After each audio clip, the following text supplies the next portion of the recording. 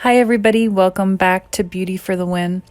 Today I will be doing a hair oil treatment with almond oil. Almond oil on the scalp is really wonderful for stimulating hair growth. It can help follicles that have slowed down in growth to grow faster again. It's also great for anyone with psoriasis, dry scalp, dandruff, any type of itchiness. These kinds of things can happen in the winter months for sure.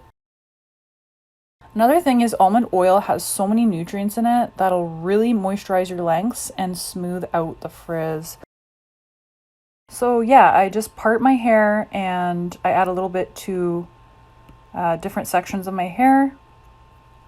And I just massage it thoroughly, scalp all the way down to the lengths. If you guys have a scalp massager at home, this will really amp up your hair growth even more because it's helping blood flow to the follicles and it helps get rid of dead skin buildup. I mean, your fingers are really good for rubbing the oil into your scalp, but the scalp massager is just like much better if you have that. I have one, but in today's video, I'm not using it. There's many different oils that you guys can use for an oil treatment. I mean, almond oil is a pretty potent one. I like this one. There's also hemp oil is another one of my favorites. Coconut oil from time to time is pretty good too.